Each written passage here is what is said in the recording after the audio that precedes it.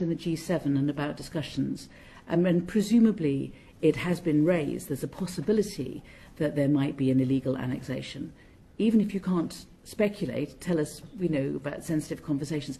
Is there a plan B if Israel does try to annex? Well, look, I want to keep hope alive. And what is the hope? The hope is that Israel is able to secure a normalization deal with Saudi Arabia. And as part of that normalization deal, there is a pathway to a Palestinian state and a two-state solution. And I think we all recognize that under President-elect Trump's presidency last time round, they were able to secure the Abraham Accords, and normalization followed with countries like Bahrain, Morocco and UAE. It would be a great achievement if Saudi Arabia were able to secure that, but all of us who've been to the region know that that is impossible without two states and without that promise for the Palestinian people.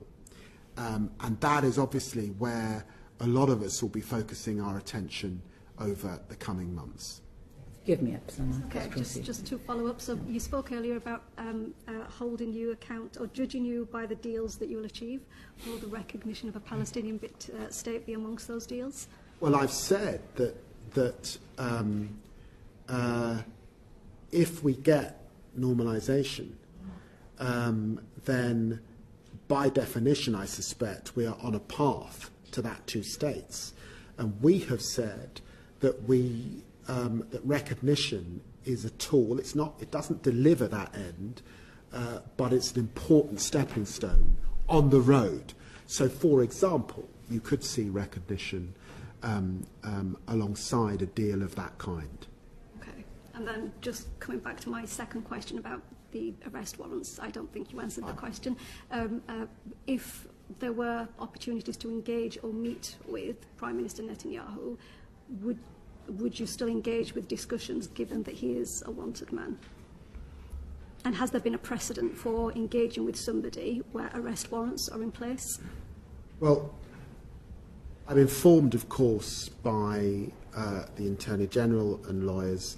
I believe that there can be engagement in emergency situations, for sure. My own view is, some people criticise the fact that I met Bibi Netanyahu, but I absolutely stand by the ability to talk to Bibi Netanyahu about access and aid, as I did in the first few weeks in office, to be able to talk about Gaza, to be able to talk about normalisation, to be able to talk about Lebanon, to be able to question on things like UNIFIL or our support for the Lammy armed forces. I do believe that those are important matters that require engagement from those of us in government. And I think it would be hugely problematic were we not able to do that on behalf of our country, of our constituents, and everyone who wants to see a ceasefire, who wants to see the aid get in, and wants to see those hostages get out. And I've got to be able to talk to the Prime Minister if I'm serious about getting Emily Damari home. So I can't see circumstances under which I would not be speaking to the elected representatives of the Israeli government. Thank you. Uma, I think you've got something else we wanted to just ask a couple of questions on.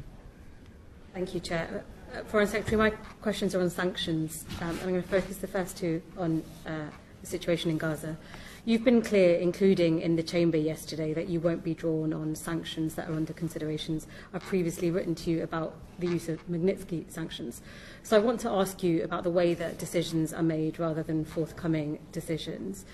What's prompted your department's review of the sanctions policy, and will the review consider sanctions designations as well as implementation?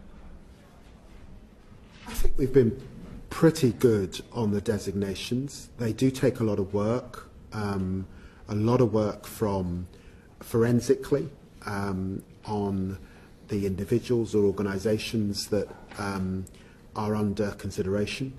A lot of work legally to make sure that we're on the right side of the law and the sanctions that we put in place are fair and not subject to legal challenge. They engage usually more than one government department to put that work together. Sometimes they involve agencies like the NCA and others.